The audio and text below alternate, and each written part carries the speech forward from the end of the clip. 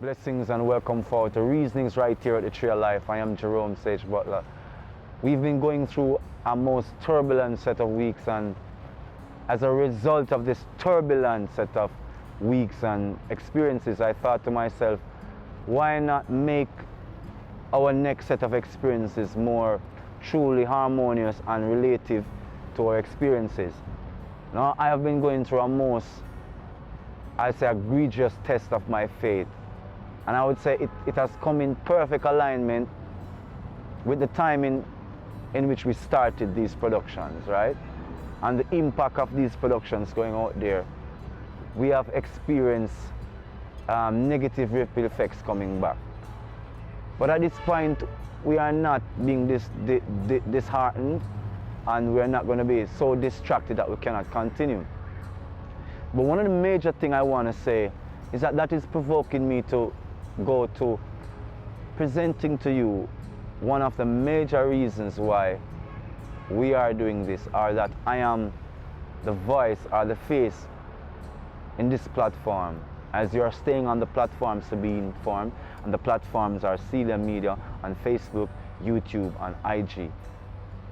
Why I am the voice.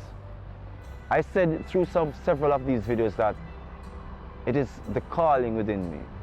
The Most High has put something upon my heart, upon my experience, and I wish not to see my fellow humans perish as I don't wish to see myself perish, because of a lack of knowledge or for a lack of right arrangement of this knowledge. So I'm going to talk about my personal experience of Christ, my personal testimony.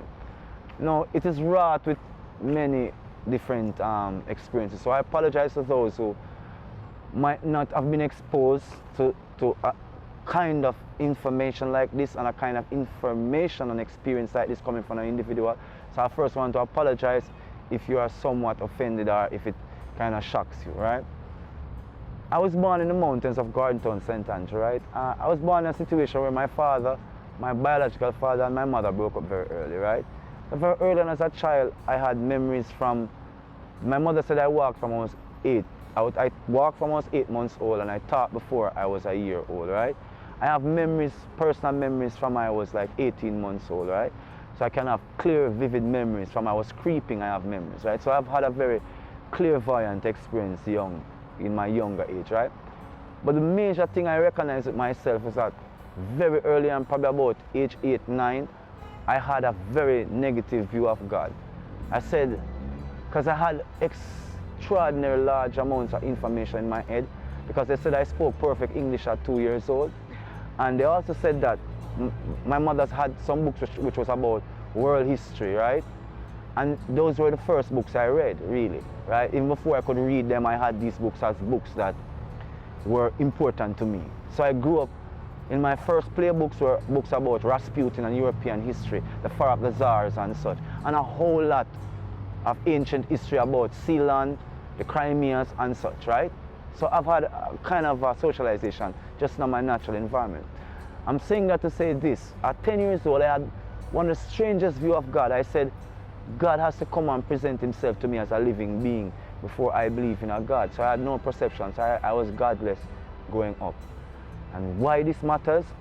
By 12 years old, I was suicidal. By 12 years old, I was so extrasensory.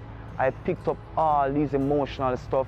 I didn't know why I felt the way I felt from people. It's like I go around people and they might speak things to me, but I was afraid to leave their presence, because I know the moment I leave their presence, I feel like they're pulling at me, like pieces of me is being torn apart.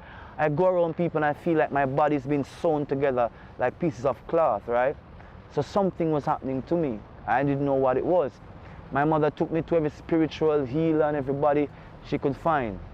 She wasn't too much of a Christian or a religious-minded person, so of course she never took me to a church. She took me to all the spiritual healers, right?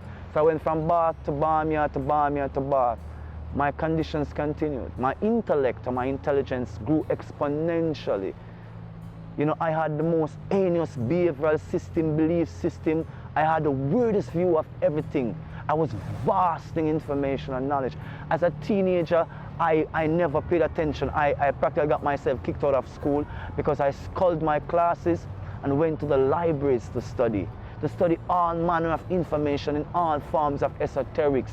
I challenged every mind that I thought was important and I thought was smart, because I had this driving feeling in me that there's something in me telling me I was to be something or to do something. But whatever it was, it always brought with it this intense ripping apart of my soul.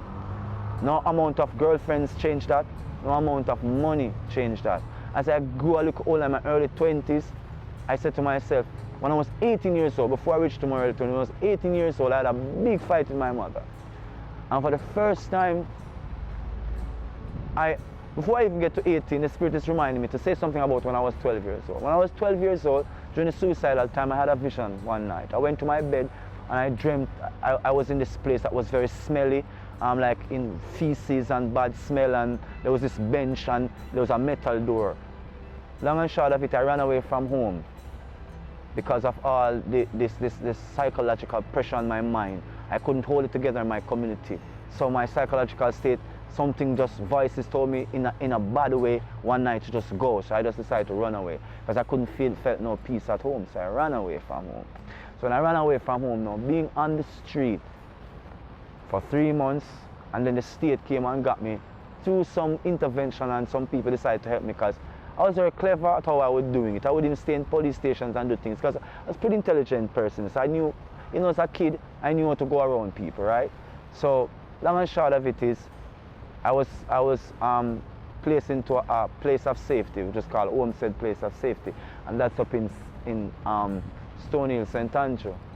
The first night I was placed into that place, my bed was placed in a dormitory, and there was a metal door that was closed off, and I heard someone inside. In the night I couldn't tell what it was or who it was. But in the morning when I woke up, I asked some of my fellow inmates at this place of safety, which they put me for care and protection. No, I asked what was that behind that metal.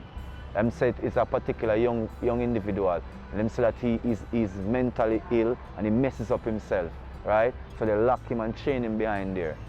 And I stayed there until when I cleared out dorm. I make sure I came back in the dorm. At 12 o'clock I came back into the dorm when they would fly up that portion, and I saw that bench inside that dorm, and I saw all the feces on the wall, and I smelled that repugnant smell that I had that vision months before.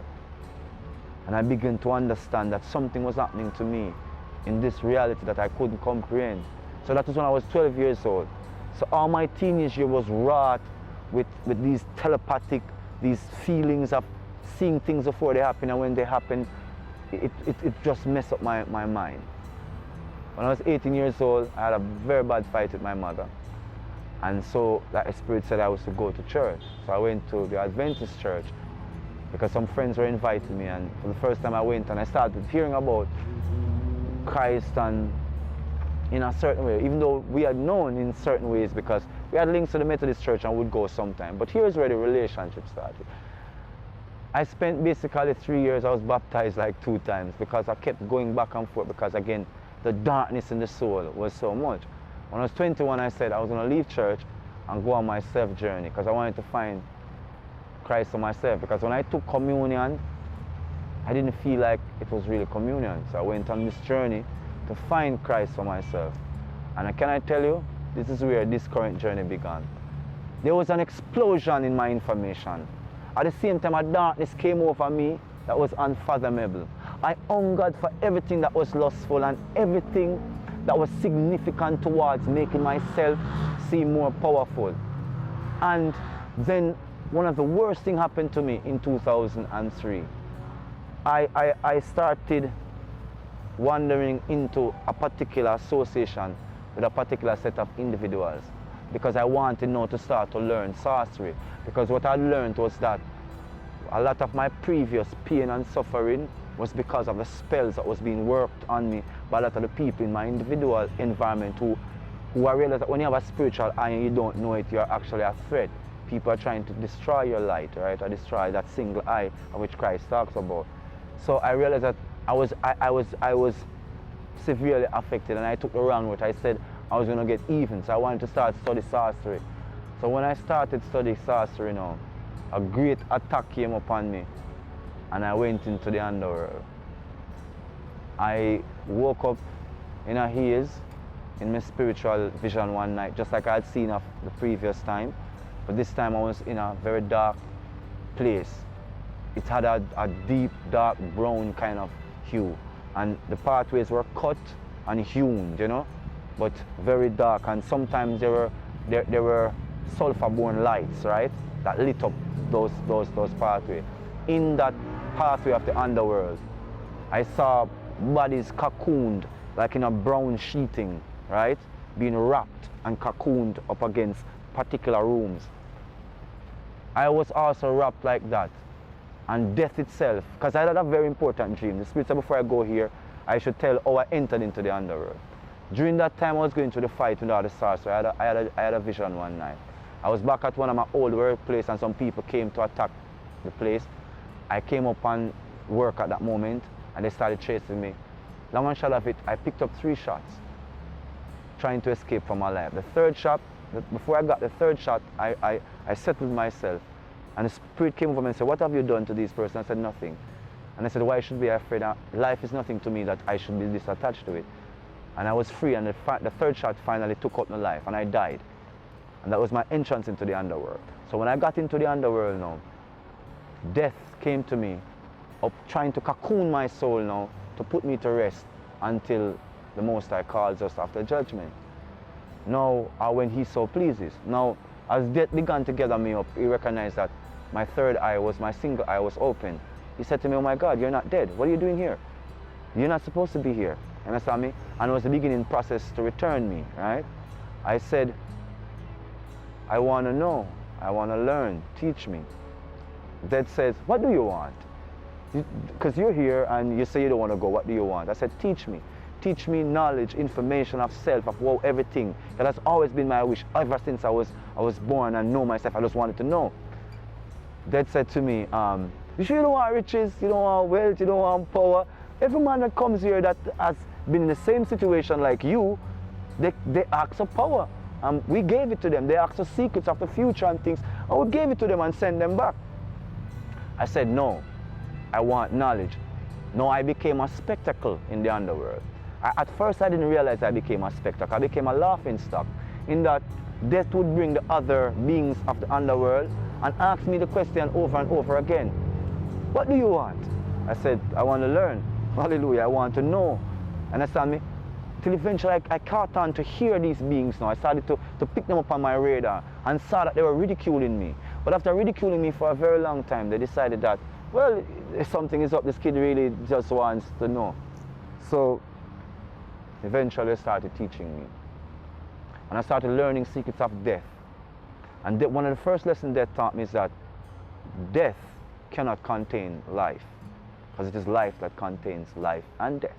So death, when it comes upon maybe a physical body appearing like it's dead, and the angel of death comes for it, right? That being cannot stay in the underworld if life is still in that being, if the third eye, if the singular eye is open. And that's what has happened to me. It has happened to others as well too, but that was in my case. So I began to learn a lot of the inner workings of hidden things and hidden knowledge. These things weren't from books I read or from being a part of a lodge family. That's why I always clearly say I'm not a part of any secret organization, because sometimes people recognize the way I'm speaking and say these are codes I'm speaking, and in these codes I'm either disseminating lies or truth. That's why I wanted to be very clear that this is my testimony, so you can understand why I am saying these things the way that I am saying these, because a lot of people have come through the pathway that I have come through and have chosen to go on certain pathways.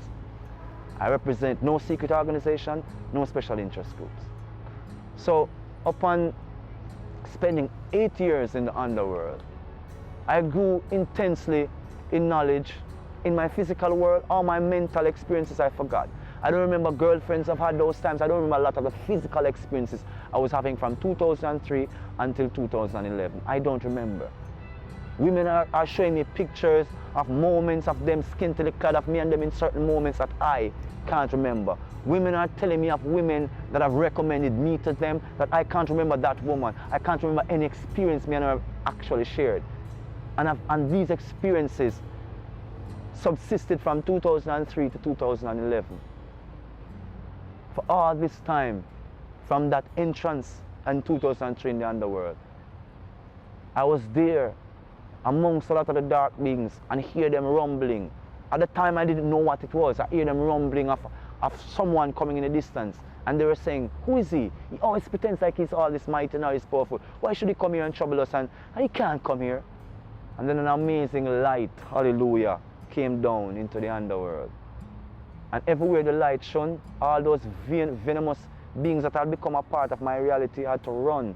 All those who stood in power of me, who were educating me, they had to run from this light as it came through into the underworld. And everywhere that this light went, nowhere was that darkness found.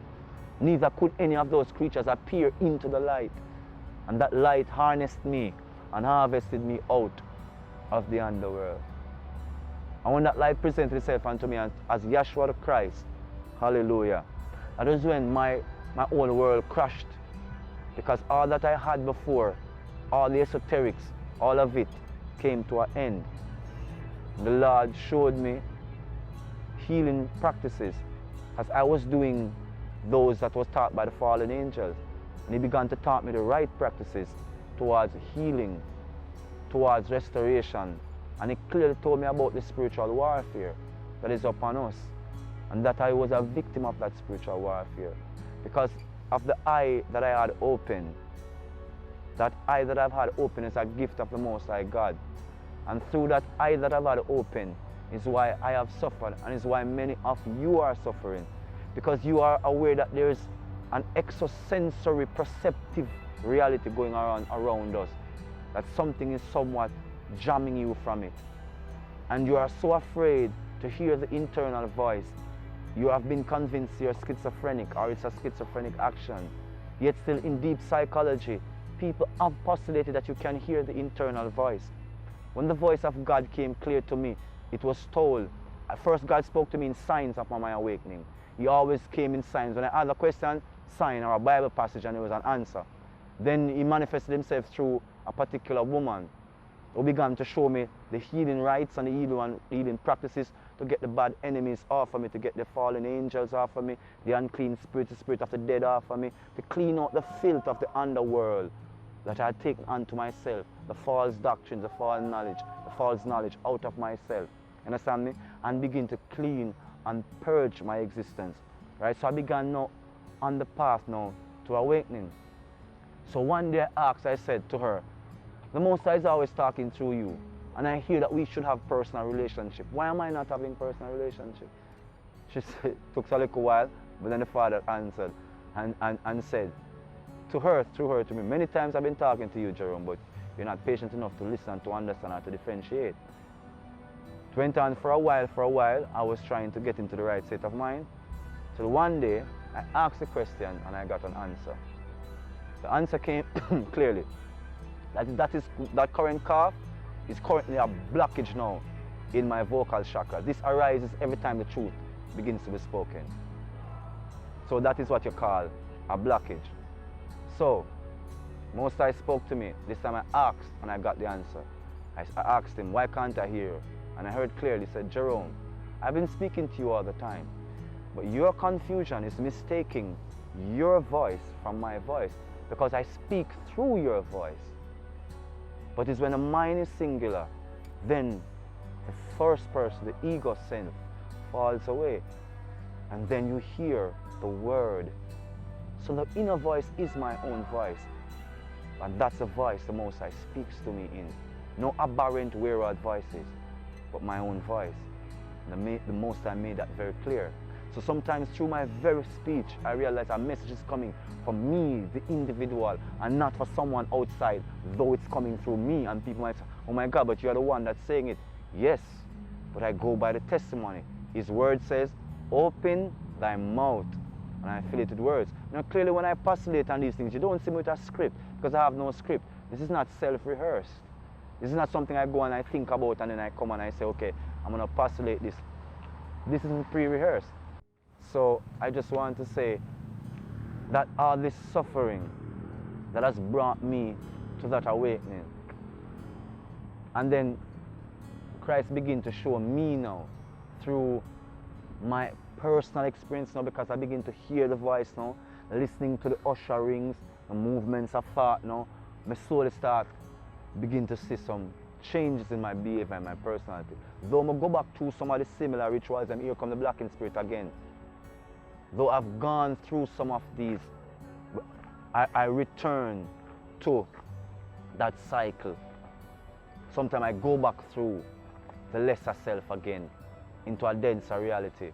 But the difference is my awakening is clear. And I saw Christ the light. And the light did dwell amongst the darkness, and the darkness comprehend it not. But I chose to go after the light, to take up his cross and follow him. And I'm taking up mine and I'm following Christ. So I know of the battles and the struggles that come with this journey. I'm sharing my journey with you to let you know that this is a genuine warfare that's going on here for the souls, minds, and bodies of the living being. Let not the highly intellectual or highly metaphorical or metaphysical lead you astray. Seek ye first the kingdom of the Most High God and all of his righteousness, and all shall be added unto. To the chakra of the heart, seek that higher connection. Christ is speaking through the heart chakra to awake all the intellect and bring it into the domain of agape love. Glory be unto Yahweh, Yeshua, divine Christ, sacred creator. I give thanks for the emperor and the empress, our ancestors, our divine guardians, Elisha and Elijah, John the Baptist. I give thanks for thy holy testimonies. I'm reminding you that you are a gift unto yourself, unto the living cosmos. Awake the gift of Christ in you, because greater is he that is in you than he that is in the world. Let the light of Christ, the light of Saba, be your guiding light. Continue to let that light shine.